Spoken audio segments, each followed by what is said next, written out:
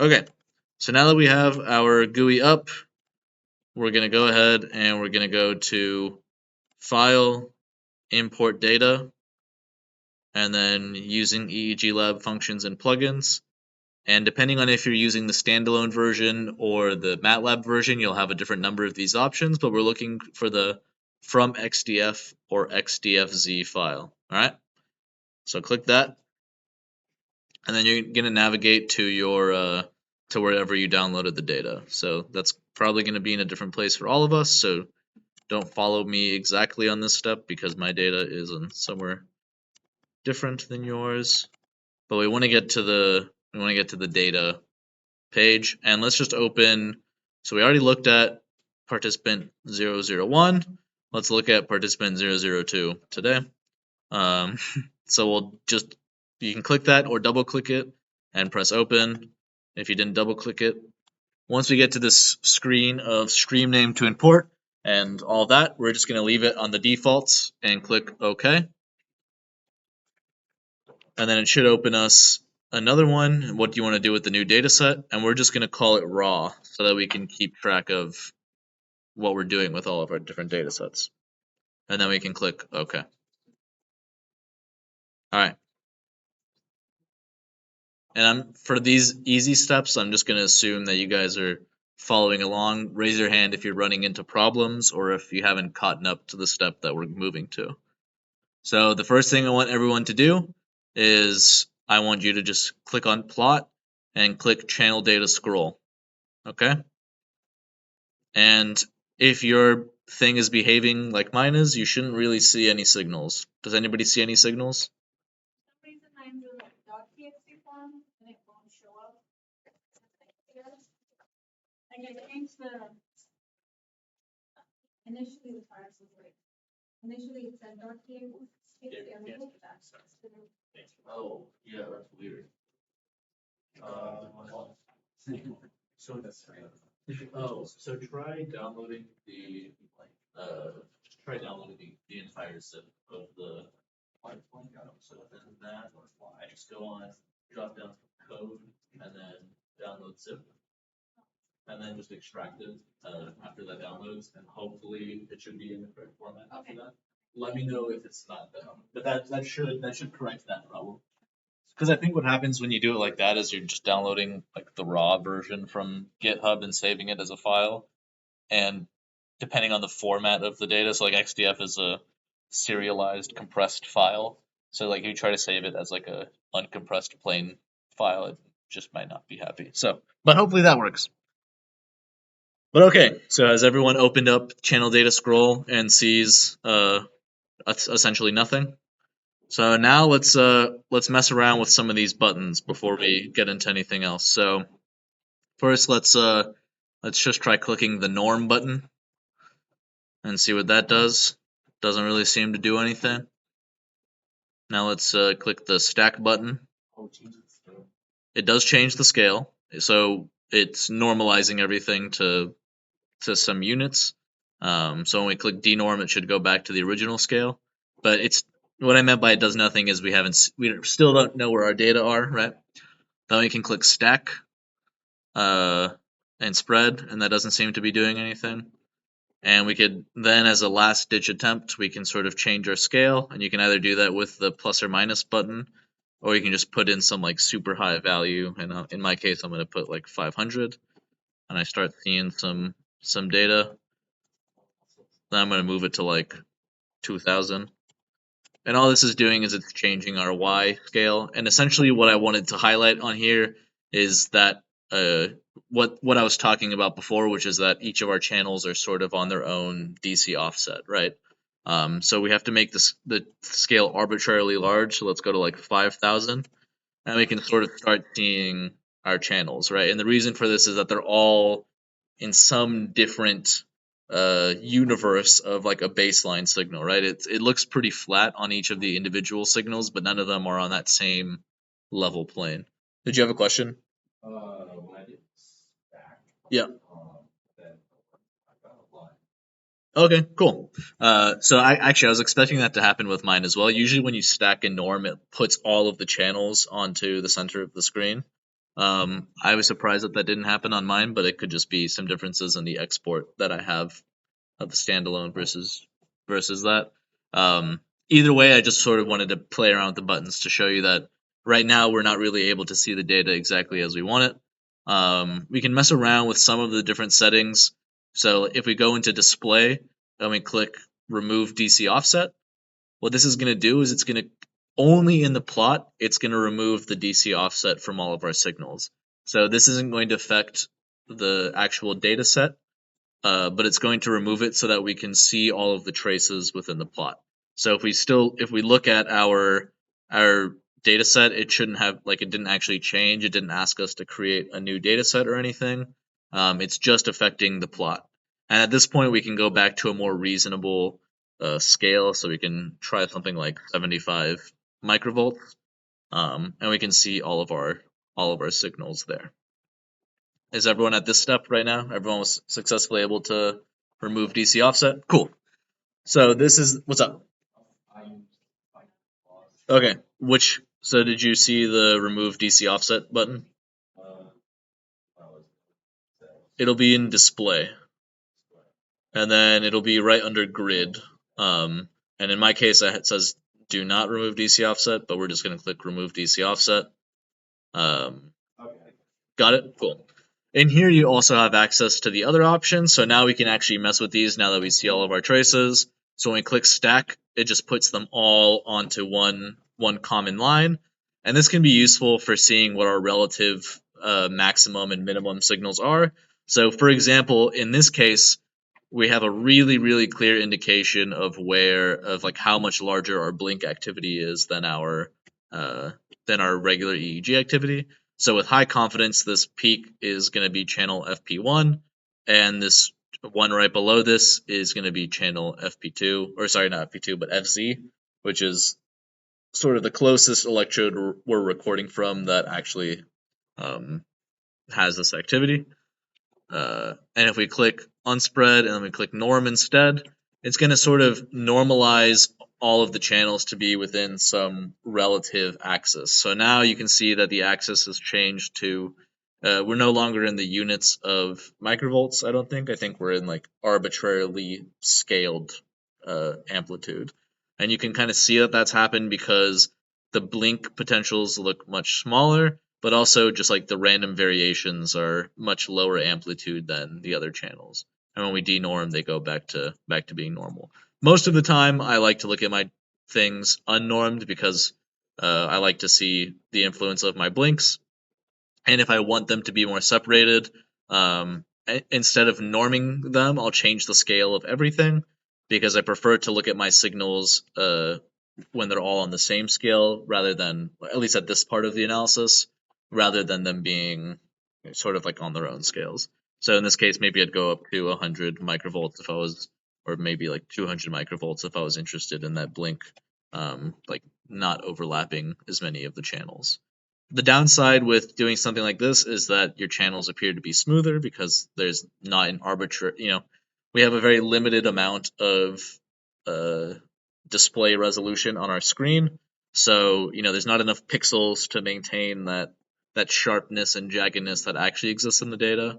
So, analyzing things at 75 microvolts or something still gives you a lot of that variation.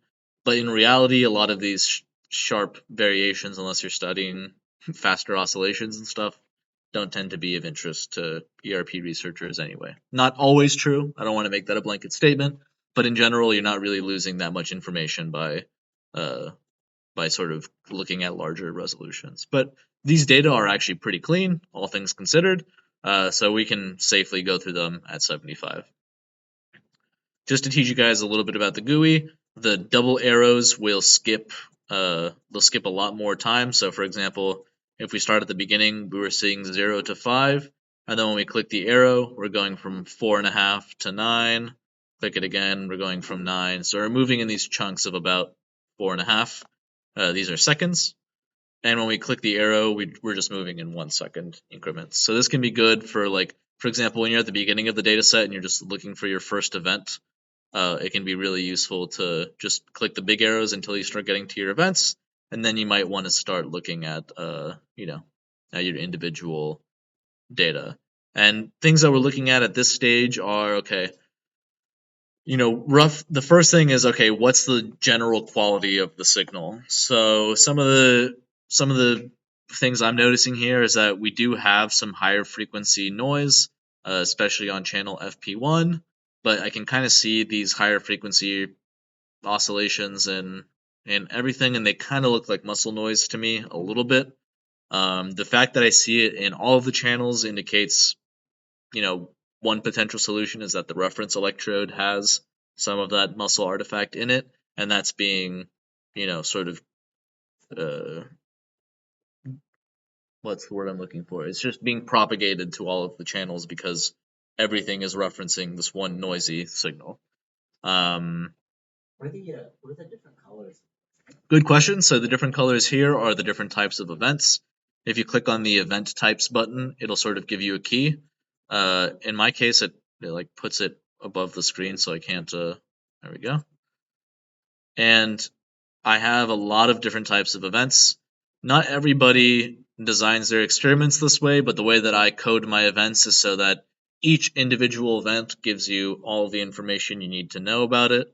So, for example, I mentioned this before, but all of my response markers start with R underscore.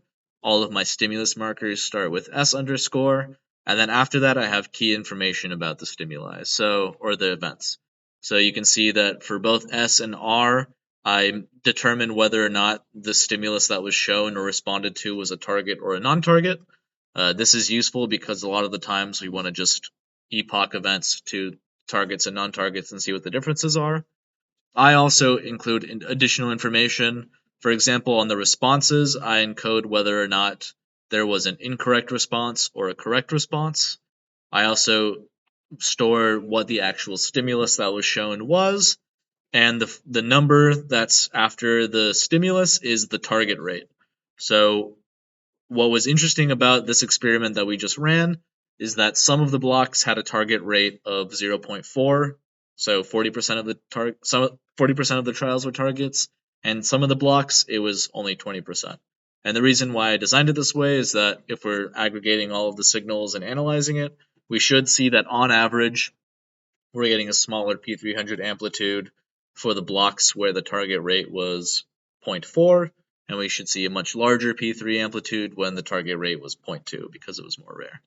I also made sure to denote which trials were practice, so there was one block of practice at the beginning of the trial, or of the experiment, and so I wanted to make sure that I'm analyzing those differently, and in reality, most of the time we don't analyze practice trials.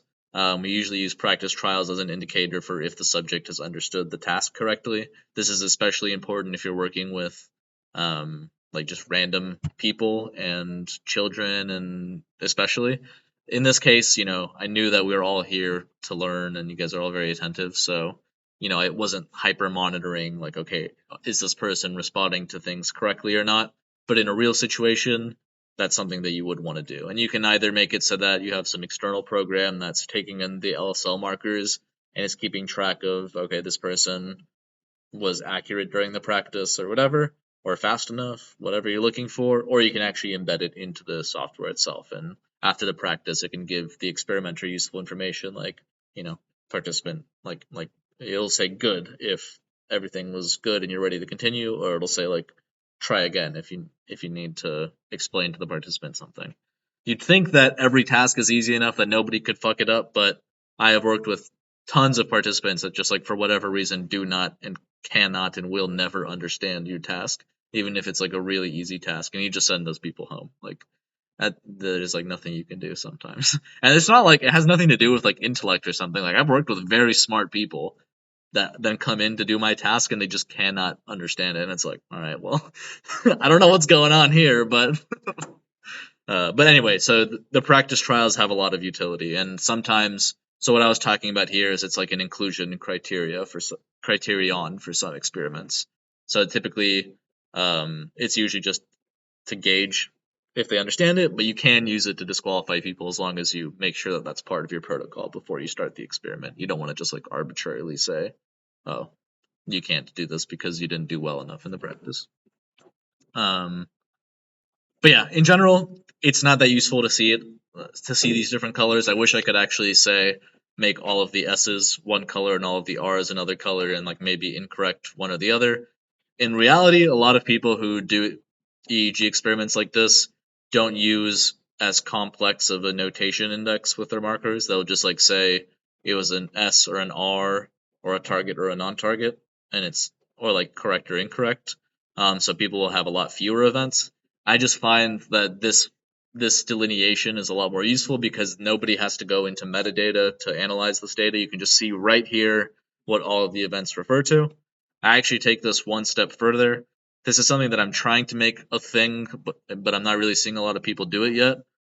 If you go into your EEGLAB GUI and you go into Edit, there's a button that's called Event Values, and you can click that. And that's going to give you a couple of useful pieces of information about the event. So what I wanted to highlight right now is actually the very first event. It's going to be impossible to see, but if I copy that and open it in a notepad, which I've already done, I'm going to do it again though, you can actually see that there's a absolute metric ton of event data in here. This is essentially a dictionary of information, and it tells anybody who wants to replicate the study essentially everything they need to know about like the conditions of the study. So it tells them who the subject was, tells you how big the monitor was, both in like pixel resolution, but also like what the actual visual angles of the stimuli would have been. Tells you, oh, actually the refresh rate is wrong. I should have changed that. Actually, all the stimuli were probably on for much longer, so all this data might be nonsense. Because I forgot to change that, which is good. See, I would have not caught that if it wasn't for the fact that I set those parameters. But it says everything. So like it tells you the refresh rate of the monitor or what it should have been. It tells you what the stimulus onset times were, both in real time, but also the number of frames that they would have been on for, which is locked to what the refresh rate was. And it gives you everything you need to know, essentially. Yeah, what's up? So this was from within EEGLAB. I went to Edit, and then I went to Event Values. And then from here, the very first event is just this massive string, essentially, and I just copied and pasted that into Notepad. But it's not. You don't need to do that. I just wanted to sort of show you. But this is good. This shows that that I made a mistake, and that's good. We have that in a way that, so like for example, you could eventually have caught this mistake by just seeing that, it says that the stimuli should be on for 200 milliseconds, and that the time between each of the stimuli should have been between 1200 and 1400 milliseconds, so about 1.2, 1.4 seconds. So what I can do is I can go into my channel data scroll, and I can look at the difference between the S markers. So in this case, my first marker is at, actually, it's fine, we can go from here. But this one is at 15.8743, and this next one is at 17.338. So actually this might be okay. Let's do the math on this. Bust out the old calculator. Best app on Windows. 17.3357 minus 15.865. So that was about 1.4 seconds, which is actually slightly longer than I think what the maximum was. So this indicates that there's some chicanery going on with the timing on this, which is not too surprising because these are very old computers. But this gives me some information about the actual nature of the task and how well that stands with the parameters. So like for example, if I was not a careful experimenter and I didn't look at this, I would have reported some like facts about the methods of my study, right? I would say I recorded this on 60 hertz monitors. They were, 1920 by 1080p, and I did all of this. And I could have just believed that. I could have not been careful and like just assumed that my experimenters or myself like put in all the correct values. But what this does, and this is why I like this, is that it just tells you everything that actually was going down. So you can always go back and double check, and that's just great. That's good for reproducibility. That's good for catching mistakes and moving on. And yeah, what's up? Change parameter. So this is yeah, exactly. So the refresh rate is a parameter that we can change, but it's not a parameter that I told you guys to change. I totally forgot to like click that to like go through that button. And I think that's just because I made the last minute edit to to the software to add the marker stream, and then I got carried away. But it doesn't matter. This is all a learning experience. But the main thing that I wanted to highlight is that if you guys have a chance, to ever run an EEG experiment or something, follow this type of procedure. I mean, you can send arbitrary information with your LSL markers. This isn't true if you're working with, serial ports or, sending a finite amount of 8-bit data or whatever. But if you're using virtual markers, just send everything you could ever want. And actually, if we go to some further events, so after we go through all of these S's and R's during practice, you'll see that there is another event that has a bunch of information, and this contains all of the information about the blocks. So it tells me what the first block is all the way down to the last block, and it tells me what the target rate was going to be, it tells me the target stimulus, and it also gives me the entire sequence of what all of the stimuli were. This should match up perfectly with the information that's coded within the stimuli. So for example, I can see that in the very first block, the target is a D, and I should see 2 Ds right off the bat. So then if I go into event data and I go to the very next trial, that information seems to be correct, right? So the next event is a stimulus, it is a target, and that stimulus was D. And so the next stimulus should also be just like that. Well, actually, it's the response to it first, so the person responded to it correctly. And then the next stimulus is again, it's a target and it's D, and then the person responds to it and they got it correctly, and then now I should see an A. So, this information is all encoded, but it's a good fact check that, okay, like, at least my markers are sending the information that I told them to. So, this is not something that I don't really see people do this. I've actually never seen somebody do this with EEG data like this, but I implore you to do it because there's no reason not to. And as you've just seen in real time, you can use it to catch mistakes that you might have otherwise not caught, right? So, benefits of using virtual markers. The downside of using virtual markers is that there's going to be some delay between when we get the marker and when the actual event occurred. I was going to measure that delay, but I ran out of time. So in reality, we're going to do some epoching, and all of our epochs are going to be slightly misaligned because there should be some, hopefully, linear delay between when we get the marker and when the events actually happen. That's the best case scenario. In the worst case scenario, there's a nonlinear delay, so there's a lot of jitter. In which case you would need to correct for every single event independently.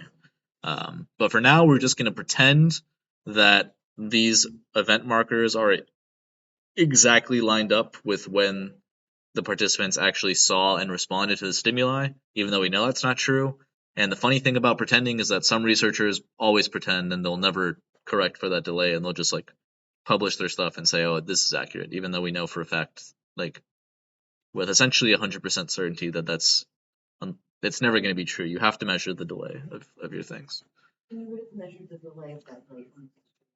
Yeah, so the way to measure this for visual stimuli is that whenever I'm drawing the target stimulus or the non-target stimulus, for example, I would also flash a white circle on the screen, and I'd have a photosensor over that, and that will just pick up the change in voltage, and then I can sort of actually, I'm sure I have a slide. I could definitely find a slide for this if I need. Actually, I'm just going to find a slide for it because it's good to see what I'm talking about since we're not actually doing it. So this was from my advancement talk. I'm sure I have it included in here somewhere.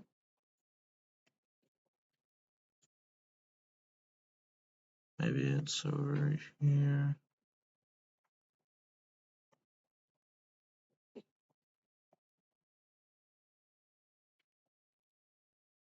well, I have at least an example of what it looks like when you have, so in this case, this is a stimulus. So, you have this triangle, which is the stimulus of interest, and then the corner down here, you have that white circle, and you can see on the actual monitor that we use in my EEG recording room that there's a photosensor under here, and I've taped it over so that the participant doesn't get bothered with the flash, because that'll also affect the experiment. So you always want it to be, you either want it to be like as small as possible for your photosensor so that you don't need to make it any bigger. For the CRTs, it doesn't matter how big they are; they'll sort of always radiate out light. So you end up having to like tape further than them because the light sort of diffuses on the glass. I could have sworn I had a slide on this. I definitely have slides on this in one of my papers, or one of my presentations, but I don't know which one. Anyway, but hopefully this gets some of the point across. It would take me too long to find the slide that actually has it. But essentially all you have to do is, there's going to be a gap between, so like let's pretend, Aiden, this was your data, right? So you're pretty good at not blinking, but like, so because I was looking for an example of a blink. So like, let's say that this channel FP1 is actually, so let me just stack it. So let's say that instead of, we know that this is a blink, but let's pretend that it was actually the photosensor onset. What I would do to measure the delay between the LSL marker and the photosensor is essentially I would look for when the photosensor was onset. So in this case, I'd say it's like 29. And then I would look for when the marker was sent, which is 28.237. And I would say that, there's, let's be generous and say that there's like a 700 millisecond delay. In reality, most monitors have a delay of like between 40 milliseconds and 170 milliseconds, something like that. Depends on your monitor, operating system, video card, whatever. The worst I've ever seen is a 1 second delay, and that was on a Mac. So it's one of the reasons I don't like Macs. One of the many reasons. But yes, that's the general procedure we would do. Obviously, I wouldn't do that manually.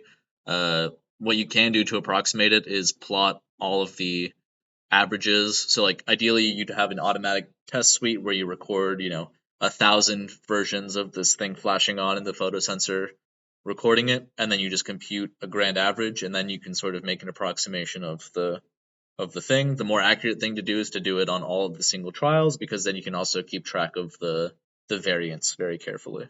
And then you can just apply that correction to all of your signals. But again, we're going to just pretend that everything is synchronized right now. Okay. So in general, I'd say that these data look really clean.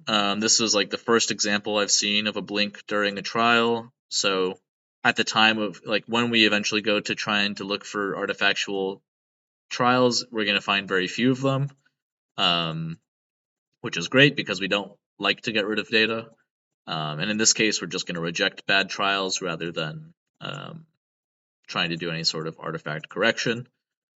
So let's move on to actually processing the data a little bit. So the first thing we're going to do is we're just going to close channel data scroll, and we're going to go into tools, and we're going to click filter the data, and we're going to click basic FIR filter, new default.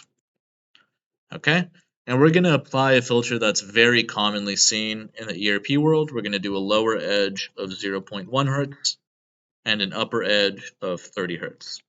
In reality, if you're recording high quality data, which I would consider what we just did pretty high quality, you typically don't need to apply this higher frequency passband. But I am seeing some what I think are probably 30 hertz muscle artifacts in the data. So this 30 hertz filter is probably, hopefully, going to get rid of some of that noise, and it's not really going to affect our underlying signal. This is a very common filter for plotting data, but it's not necessarily required for doing your actual statistical analyses. Just for fun, we're gonna keep these. We're gonna keep this 0.1 and 30. We're gonna make the order just whatever it defaults to, and we're gonna keep the plot frequency response checked because I actually want to show you guys what those frequency responses look like. And then we're gonna click OK.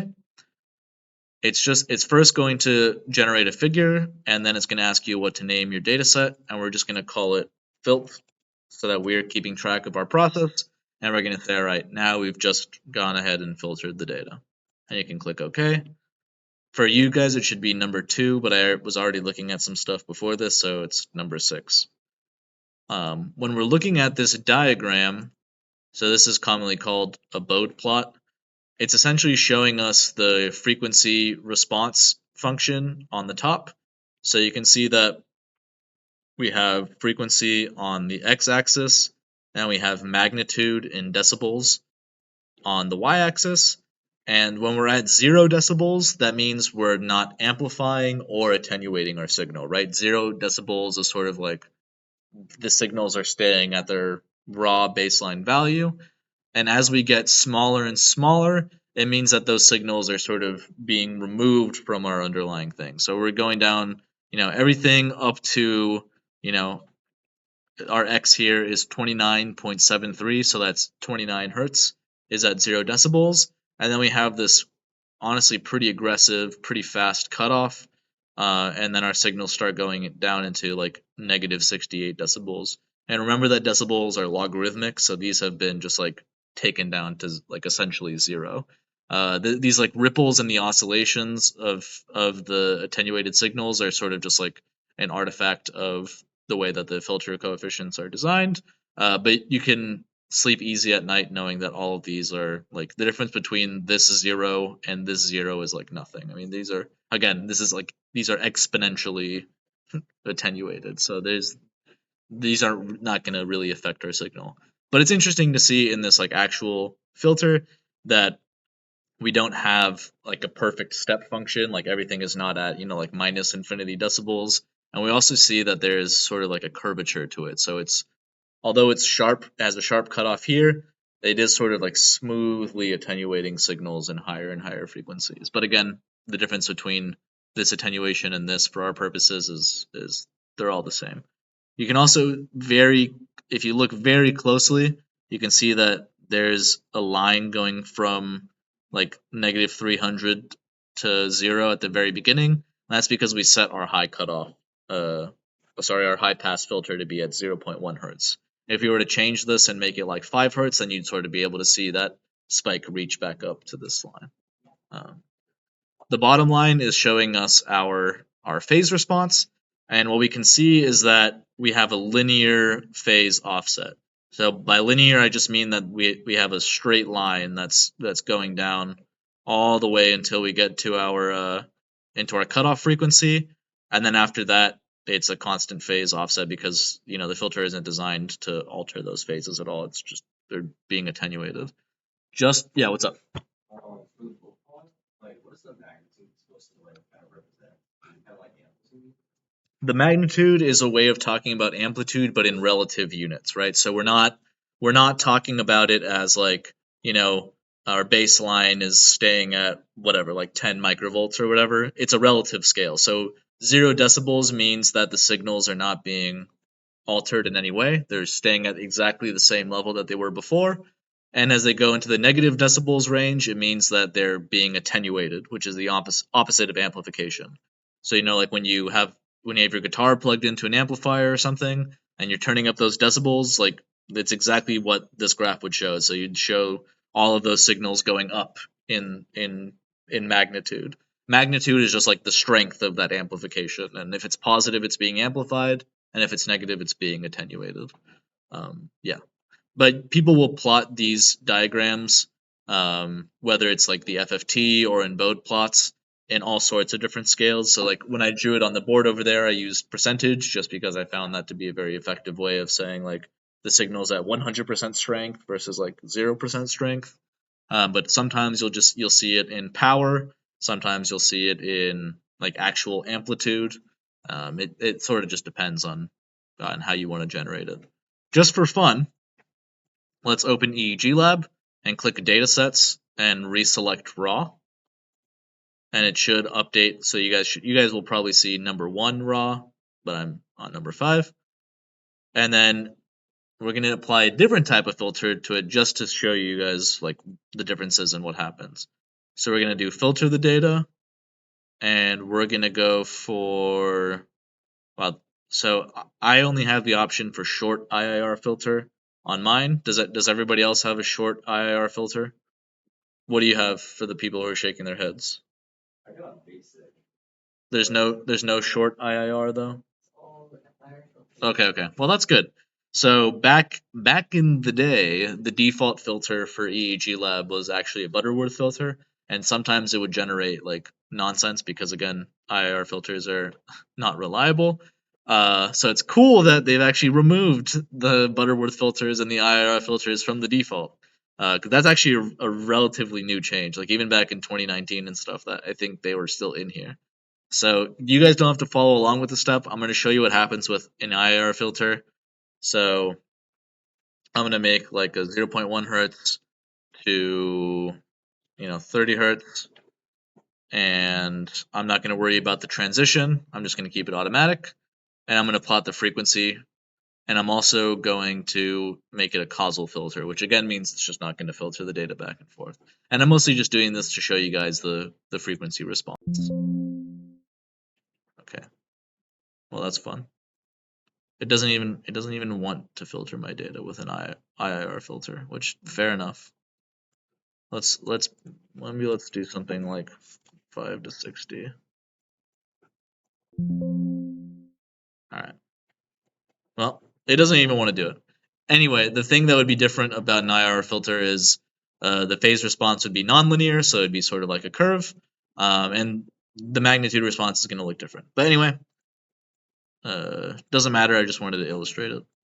So we can go back to dataset filt, which is where we already were, and you're welcome to close your frequency response. And now once you have your filt dataset open, go into channel data scroll, and we should see our data looking pretty nice. And if we go back to our original scale, which was 75, we can see that we have much smoother signals. I mean, they almost look like illustrations or figures, and again, that's because it's very common to do a 30 hertz filter to then plot your signals. So if you guys have read any EEG papers, you've probably seen signals that look like this. They're looking a lot more smooth, and you notice that now we don't have to apply the remove DC offset. If we do apply it, it like shifts the signals a little bit, but it actually seems to shift them off of scale now. And that's because that 0.1 hertz filter essentially already removes the DC offset. But otherwise, the data have been just smoothed out. Now we can actually look at some interesting properties of our data. And the way that we want to do this is, so what we're really interested in is we're interested in the difference between the target and the non-target responses, right? So we can extract that information by the process of epoching. So what we can do is in EEGLAB, we have this tools, which is extract epoch. You guys see extract epoch? Okay. And we can click that button. And then within the time locking events, we can choose which events we're interested in actually looking at. So for our use case, we can press the ... and we can, bless you, and we can sort of look at what all of the events that we have, and we can select the ones that we're interested in. So let's first look at, we want to just look at the non-targets first, okay? So we're going to scroll down until we start seeing the non-targets, and we're going to click all of the non-targets that don't have practice at the end of them. So if you want to select multiple events, you can see that just clicking will select a new one. If you could click one and then hold control, Max have control, or do they have the Apple button? Yeah. They have Command. It's command, so click command instead. The equivalent of control. Just go through and select all of the S non-targets, but not the ones that have practice on them. So scroll down, look for all those S non-targets that don't have practice. So I seem to have 1, 2, 3, 4, 5, 6, 7, 8, 9 different instances of that. Does that check out with you guys? All right, and once you have those, we're going to click OK. And then we get to set our epoch limits. So this is going to be the amount of activity that we save before and after our event. But the defaults are -1 to 2, which means we'd save 1 second before the event and 2 seconds afterwards.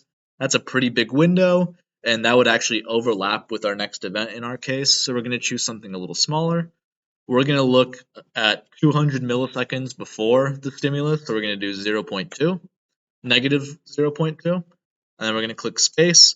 And I think it's okay to go a second after the stimulus because then that should still have our only one trial because we have over 1 second ISI.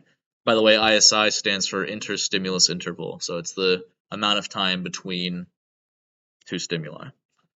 So we're going to do negative 0.2 to 1.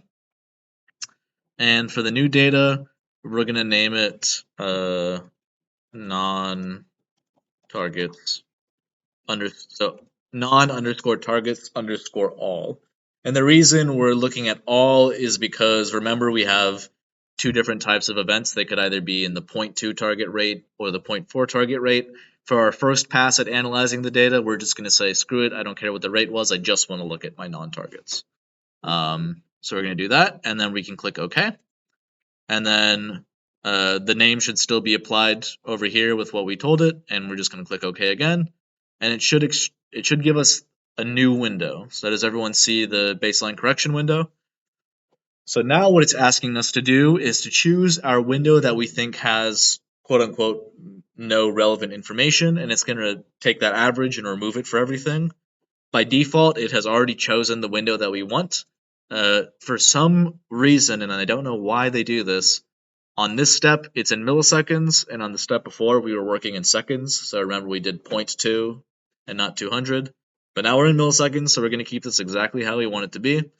We're going to allow it to work on all of our channels. We're just going to say that's all right. The reason why this is useful, the channel types, is because sometimes you're epoching the data, but you have multiple different channels that are being recorded into here. So you might have EOG channels, you might have EMG channels, you might have photosensor channels, and in all of those cases, those data are behaving their own way. They don't need to be baseline corrected, or they need their own special procedure.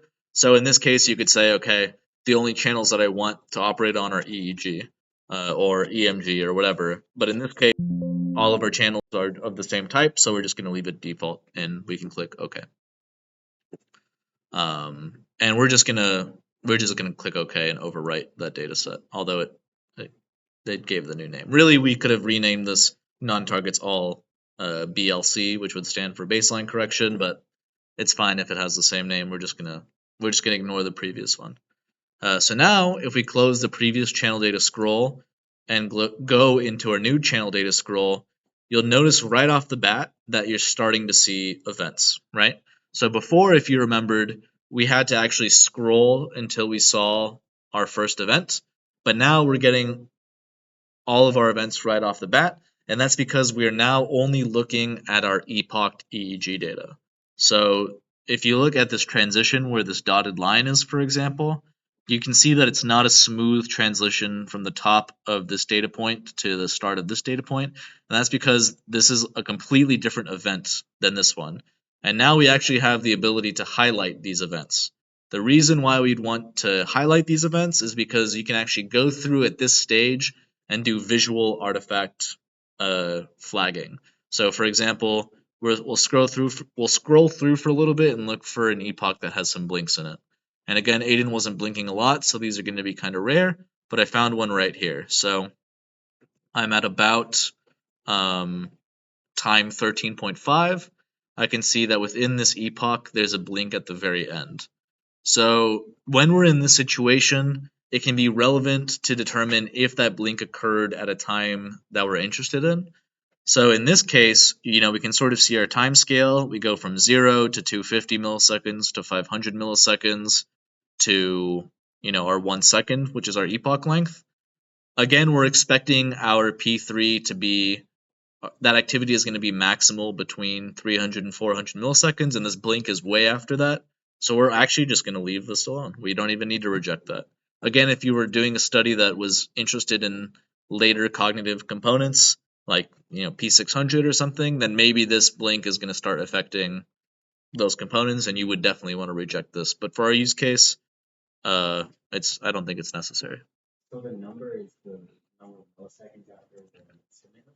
In this case, this is the number, yeah. So 0 is exactly when our stimulus was shown, and we can actually see that 0 perfectly aligns with the S marker. And so we can see that it goes a little before 0, which is our information before the stimulus was shown, because remember we took that epoch of 200 milliseconds before, 1 second after. I like the components, so like the P300 is because it's there in the second. Yes, exactly. Yeah, sorry. So I don't know if I made that clear before, but the P300's name came from the fact that it was a positive going potential that seemed to peak roughly at 300 milliseconds. That's the historical context for it. Yeah. So that's how it gets its name.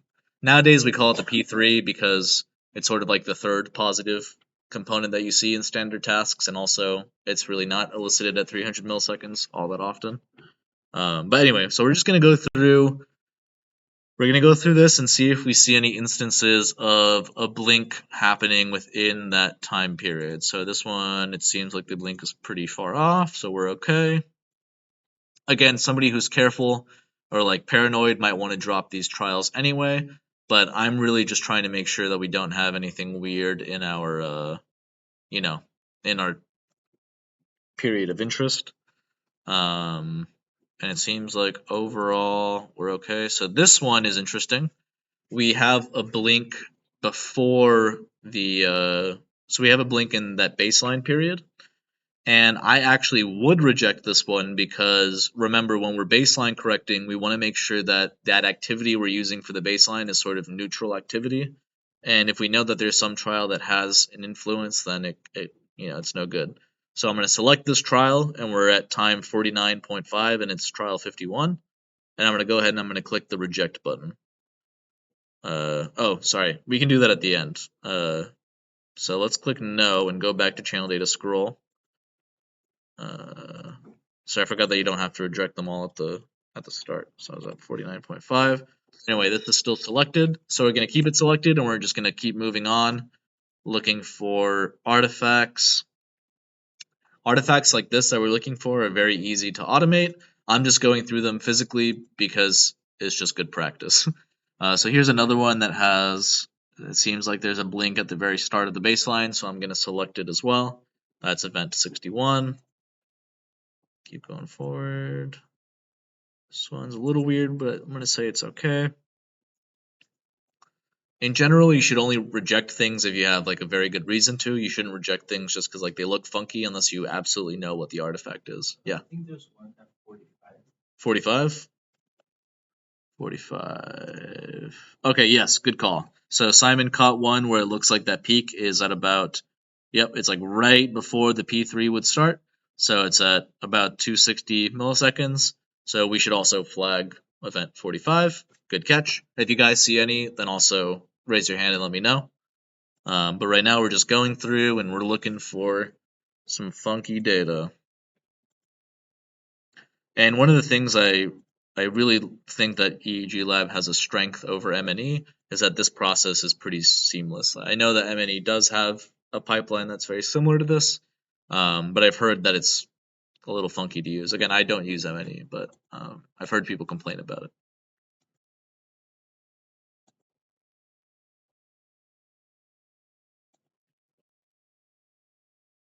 So yeah, we have a lot of alpha towards the end of the experiment, which makes sense because we're trying to cap for quite a while. But okay, so it seemed that we only had a handful of trials that were weird. Did anybody else find anything else that was strange? All right, I'm gonna assume no. So now that we've selected all of our events that we want to reject, we can click the reject button, and it's gonna say, "Are you sure?"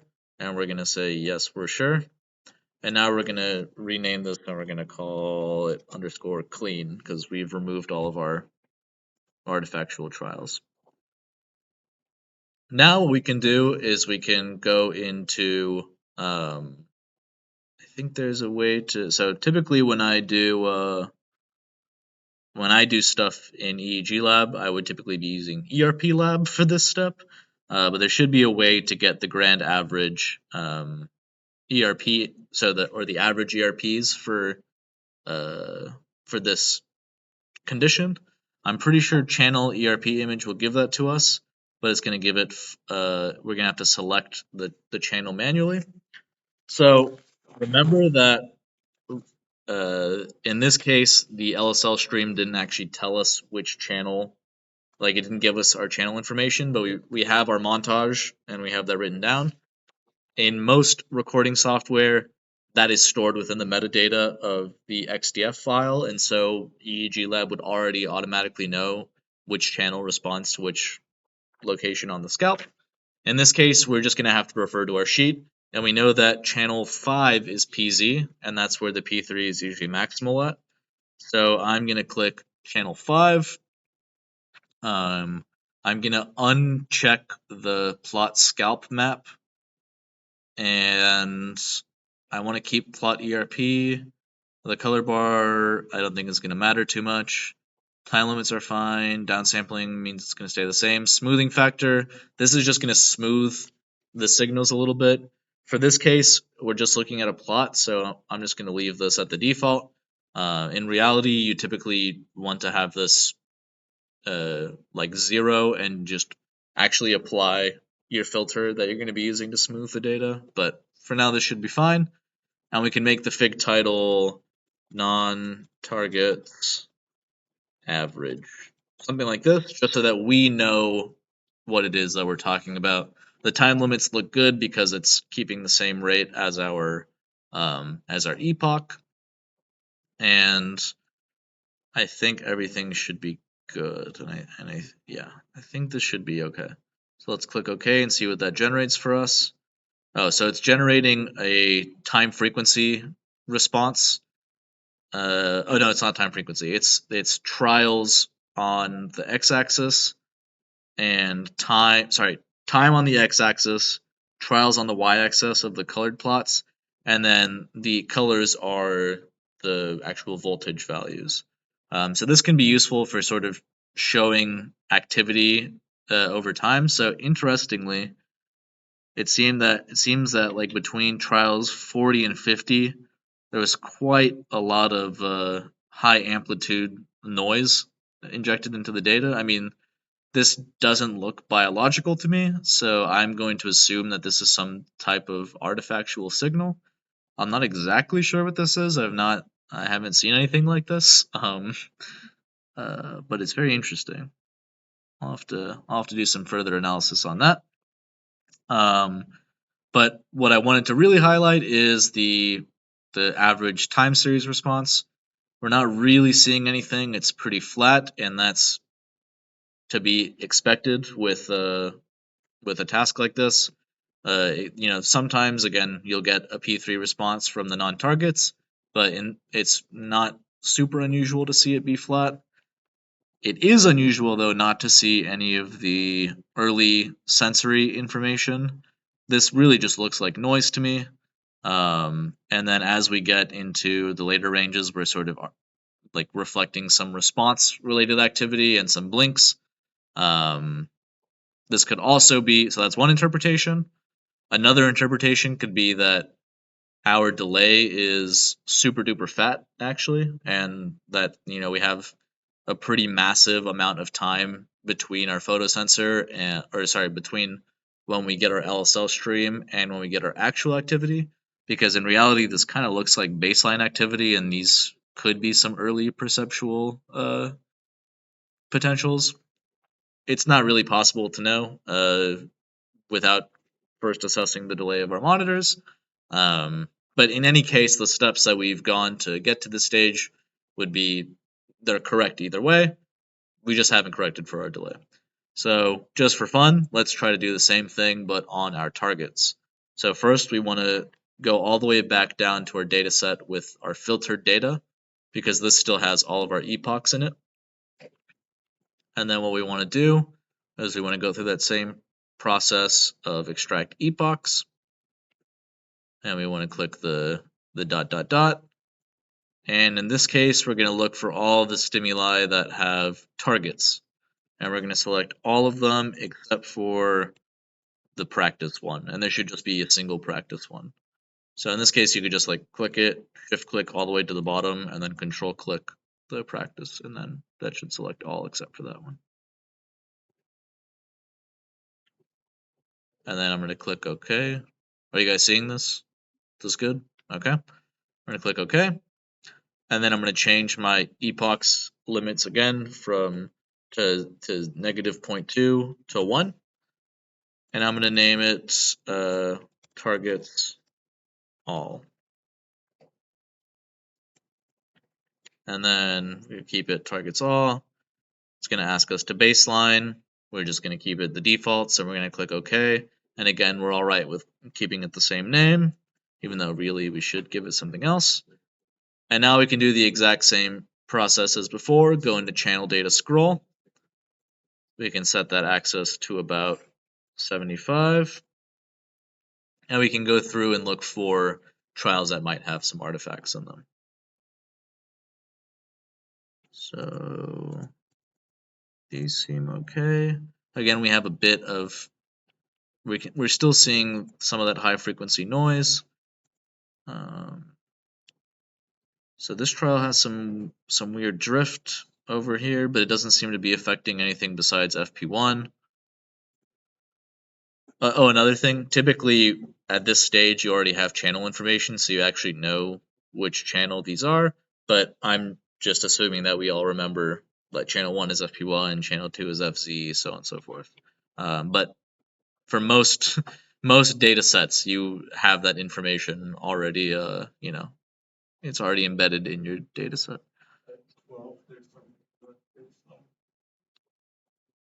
12, like event 12? Okay, yeah, and I saw one earlier as well. So I see one, no, not this one. There's one, where was it? Oh, maybe this was that one, yeah. Okay, well, let me unselect that. Okay, so 12 has a baseline blink. This one's not quite a blink, it's sort of a drift, but it seems to only be affecting FP1.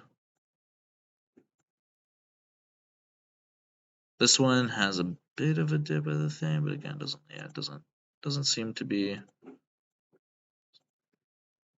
too bad. Yeah, good. Luckily, Aiden doesn't blink a lot. Here, there's one on 32, it seems like.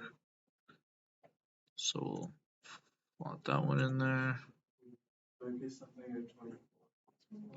24. Okay, let's see, 24. Oh, yep. So in 24, we have that. It's a little before our window of interest, but we'll reject it anyway because we are, it's within that time frame that we'd be looking for it. So, you typically take the search from like 200 or 250 milliseconds to like 500, 600 milliseconds. Like if you wanted to be really careful, you would reject artifacts anywhere within that range. And even when we're making BCIs, sometimes we'll use points within that pretty giant range, like to make our decision. So we definitely don't want to be including artifactual data. But yeah, I would say that 24 is definitely a little sussy. 26 as well. Yeah, we have that baseline in there, so I would take 26.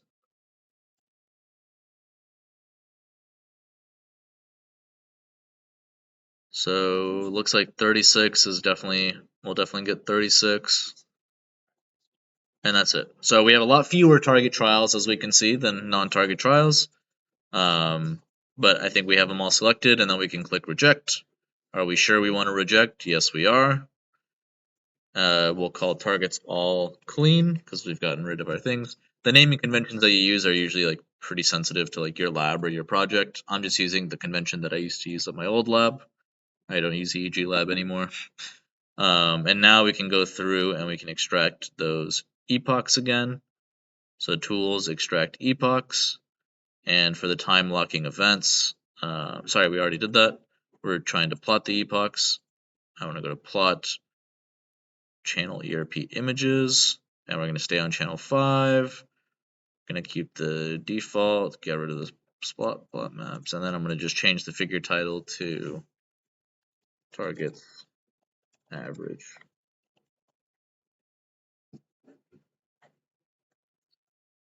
Okay. So again, we're not seeing much. I think this gives us some evidence to suggest that we have a lot of delay between our stimulus onset and our or our LSL marker and our stimulus onset. We're seeing some, there might still be some blink activity here. There's a pretty strong negativity that's consistently happening at this time. This could also be an early perceptual stimulus, although you'd expect, if that was the case, for it to be across all of the trials and not just showing up in this weird chunk. And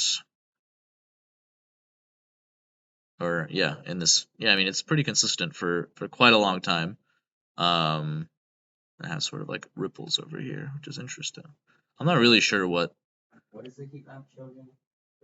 what is what. What is the heat map showing? Oh yeah, so what this heat map is showing is essentially on the colors represent the microvolt value within that window. So it's just a three-dimensional plot showing, our time on the x-axis and the number of trials on the y-axis, and then we need some ability to represent like the voltage or amplitude fluctuations. So that's what the color is showing here. The bottom one, is that just the average? Exactly. So the bottom one is the average of the time series data. This is another representation of all of those single trials, and this is the average of all of the trials. And as you can see, we have a lot fewer trials of our targets than we do of our non-targets.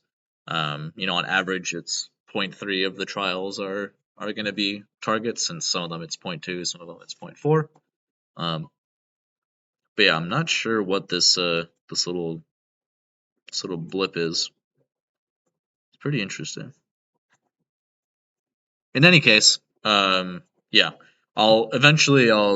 monitor, I'll get the delay properties of these monitors and correct for it and see if there's actually any signals here. I'm gonna keep uploading stuff to the repo, so you guys can take a look and see if there's if new analysis things come out. I'll probably have a script in there that automatically takes into account the delay per each of these monitors. But yeah, so even though we didn't find our P3, that's okay. These general processes are how you would go through analyzing this data in any context, so it doesn't matter what our results are, we're still learning the best practices in terms of getting rid of artifacts and processing our data. And sometimes you just don't find what you're looking for. But again, I think that if we correct for the delay, we might be able to get something out of this, but we'll we don't want to think about the what ifs, even though this is one that is doable. Cool. Any questions? Would the P3 look like Yeah. So, sort of as an example of the, actually, I'm sure I have one in here as well, but let's see. So here's an example of this is from one of my studies. So actually, what this black trace is, the squiggly one, is a photosensor. So you can see that it goes from being 0 to like a positive amplitude. By the way, a lot of ERP researchers plot negative down. So although this looks like it's going negative, it's actually a positive potential. Anyway, you can see that there's like a sharp transition in my photosensor, and that's because that's where the stimulus is actually shown. But in this case, the blue plot is related to a target stimulus, and the red plot is related to non-target stimuli, and you can see like this very clear positive trend around the same time window. This one's a little earlier than the average, but it's within that same window. And this shaded region is what I actually use for my classifier. So I'm just shading it to show people that this is like my region of interest. But yeah, so this is like a pretty typical looking P300. But again, depending on the population that you're working with and the constraints of the task, they'll look a little different. But in our oddball task that we ran, this is roughly what I would expect the P3 to look like. Also, we didn't talk about it, but it's very common to compute the difference wave. And the difference wave is essentially you compute your average target and your average non-target, and then for every single point you subtract the non-target from the target. So it's sort of saying, okay, this is usually best done when stimuli have the same physical properties, because essentially what you're doing is you're controlling for physical properties of the stimulus that might be affecting the waveform. But it's not uncommon to compute difference waves of just like different classes to sort of show the maximum difference between the two classes. There's some ERP components that are essentially like exclusively categorized by their difference wave, like the reward positivity. It's you take an event, you take the activity locked to when you get positive versus negative feedback, and you compute that difference, and you see this really nice, negative, or depending on if you take the average of correct or good minus bad or bad minus good, you either get a positive or a negative peak. But yeah, it's common practice, so I usually include it in most of my plots because people expect it. The other thing that a lot of researchers expect is for you to show either the standard deviation or the standard error. Standard error tends to be more common, so that's what these transparent error bars are around all of my things. And essentially, it's the error at every individual point. So this is a sum of many trials, and you can actually see that the standard error is much larger on my target trials, and that makes sense because I only have 50 targets and I have 145 non-targets, so they have a lot less variable. Oh yeah, a lot less variability. Here's me showing the photosensor going from being off to on, and this is sort of like the typical photosensor response on a CRT monitor. These oscillations are 60 hertz or actually it'll be the oscillation of the monitor, which I think for this task it was 75 hertz. But anyway, yeah. So this grouping that we were seeing, did we reject the trials at the beginning before? Oh, it was only doing this. Okay, no. What was your hypothesis? Well, I thought that maybe there was early things that had occurred before any stimulus, but then I realized that we thought. Yeah, this is. I see what you're saying. Yeah, this is pretty consistent though. So that's what's leading me to. So seeing that consistent change is sort of what led me to believe that there's like some delay in our thing, because this. By like 400 milliseconds. Yeah. It does look like there's a bump. Like if you shift 400, then Yeah. there's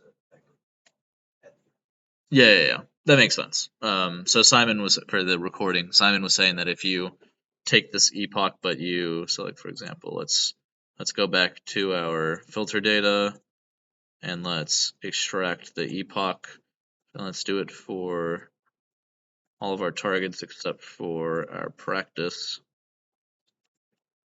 And then let's make that. So you did from 400 to, or sorry, you did 200 to. Keep the baseline the same, but at the end of the trial, maybe like 1.4, 1.6. 1.6, something like this. And we'll just call it. I'm just gonna call it T because we're just going into no man's land now. Call it that.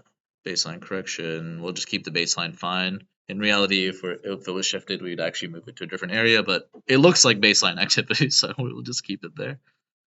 And I'm just gonna not reject the artifacts for now, just to do a quick test of it.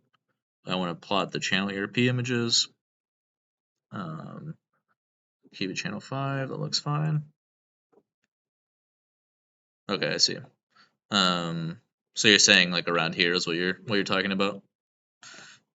It could be. Again, we'd have to check what the actual delay is of the monitors, but it's reasonable. These are really old computers with like NVIDIA Quadro 600 GPUs, which are super old. And the monitors are like not designed for experimental research or anything. So I would not be surprised at all if there is a 400 millisecond delay. I'll measure it and I'll let you guys know. But yeah, until we know, I don't want to just play. I don't want to play component hunting. Something people will do. It's like they'll take these averages and be like, oh, I think this might be this because it looks like it could be that. So I'm not going to teach you guys how to do that, and instead we're just going to pretend that there's nothing here, and once we have the corrected values, we can do a more thorough analysis. But now you guys should be armed with the skills to be able to replicate that once you get the values. And by the way, you guys weren't here at the beginning, but I've canceled next week. It's not going to happen. But I am planning on collecting more subjects in this room at some point, and everybody who's been trained to collect EEG during this boot camp is welcome to like get more experience with hands-on data collection at that point. Just send me an email if you're interested, and I'll sort of send emails out to everyone who's interested if you want to keep practicing and collecting data later on.